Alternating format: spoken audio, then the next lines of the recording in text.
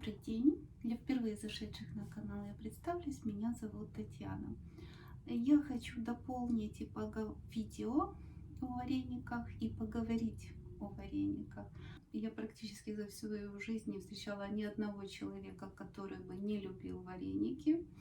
Мои подруги, которые любят сидеть на диетах, не против, если их предлагаешь и угощаешь варениками. То есть они свою диету немножко отставляют на потом. Это блюдо, которое приносит массу положительных эмоций, оно вкусно.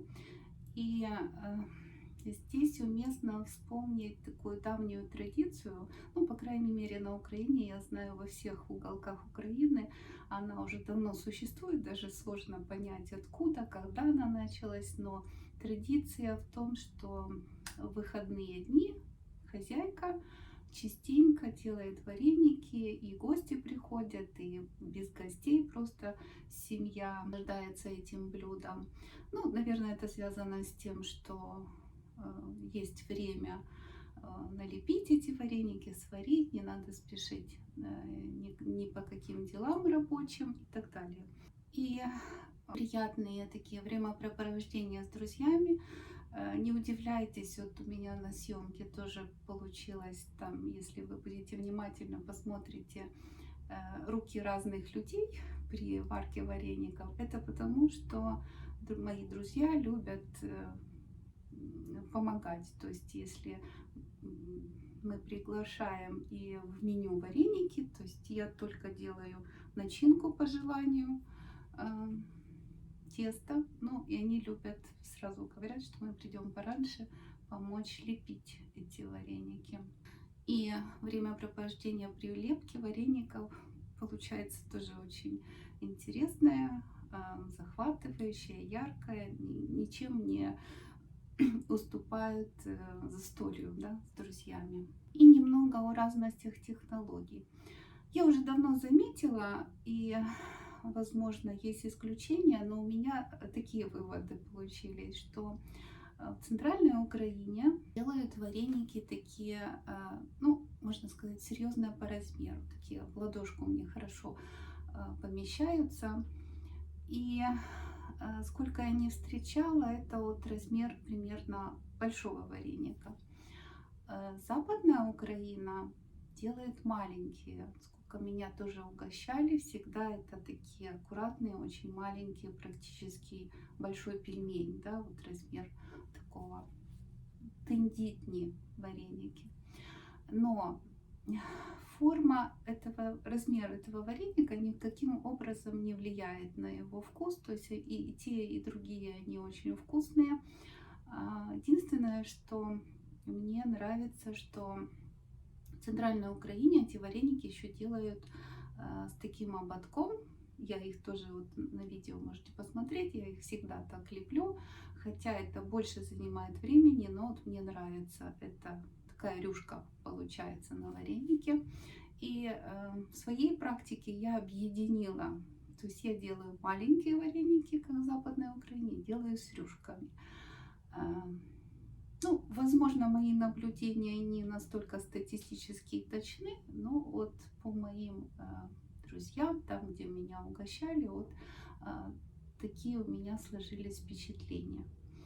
Относительно начинки здесь разнообразие такое большое, что, наверное, любители вареников, наверное, могли только на одной начинке сделать отдельный блок. Много, даже с гречкой мы когда-то пробовали.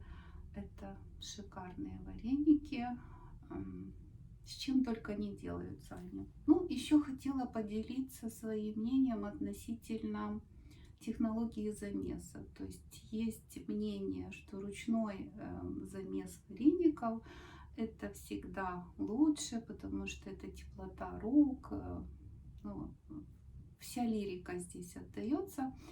Но я более практично к этому отношусь. То есть если умные инженера создали для удобства и для облегчения женского труда, или в данном случае не просто женского кулинарного труда, повара, тестомесы, хлебопечки с функцией замеса теста. Почему бы не пользоваться? Ну и я отношусь к тому, что тесто, сделанное в тестомесе, ну, если быть объективной, оно ничем не отличается и ничем не хуже, чем замешивать руками. Объективно руками дольше, больше сил и, ну, больше места нужно месить, это потом мыть много, а тут всего лишь тестомес или лоточек от хлебопечки.